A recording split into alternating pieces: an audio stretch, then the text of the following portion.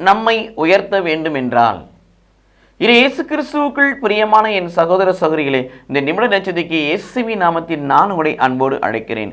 கடவுள் நம்மை உயர்த்த வேண்டும் என்றால் நாம் என்ன செய்யணும்?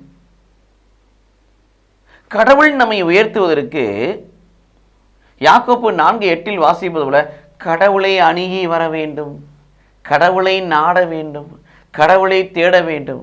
கடவுளை நாடக்கூடியவர்களாக, கடவுளை தேடக்கூடியவர்களாக, கடவுளை அணுகி வரக்கூடிய பிள்ளைகளாக இருக்க வேண்டும். ஆடவர்களே உங்கள் தூய கைகளை உயர்த்தி செபியுங்கள் என்று கொரிந்தியரில் சொல்லுகிறார் பவுலடியார். அப்படியாக நம்முடைய கைகளை தூய்மையாக்கி கொள்ள வேண்டும்.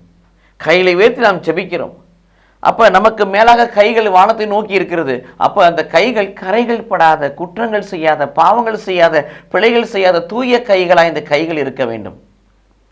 நம் கைகளை தூய்மையாக்கி கொள்கின்ற பொழுது கடவுள் நம்மை உயர்த்துகிறார். நம் உள்ளங்களை தூய்மைப்படுத்திக் கொள்ள வேண்டும்.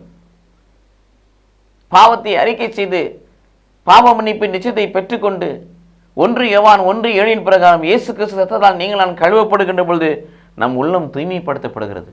எசேக்கியேல் 36:25-26 வாசிப்பது போல கல்லான இதயத்தை எடுத்துவிட்டு கனிவுள்ள சதையுள்ள உணர்வுள்ள புதிய இதயத்தை கடவுள் உங்களுக்கு எனக்கு கொடுத்து நம் உள்ளத்தை தூய்மைப்படுத்துகிறார். இத்தகைய அனுபவம் உங்களுக்குள் எனக்குள் வருகின்ற பொழுது கடவுள் நம்மை உயர்த்துவார்.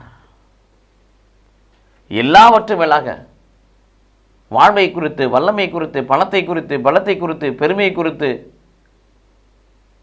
உலகம் நமக்கு கொடுக்கிற எல்லா காரியத்தை குறித்து பெருமை பாராட்டத்தபடி,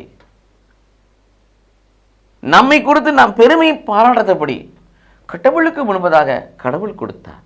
இந்த அழகு, இந்த அன்பு, இந்த பணம், இந்த செல்வம், இந்த வீடு, இந்த வாசல், இந்த திறமை, இந்த வல்லமை கடவுள் கொடுத்தார் என்று கடவுளை மையப்படுத்தி அவரை மகிமைப்படுத்துகின்ற பொழுது நாம் நம்மையே தாழ்த்துகிறோம்.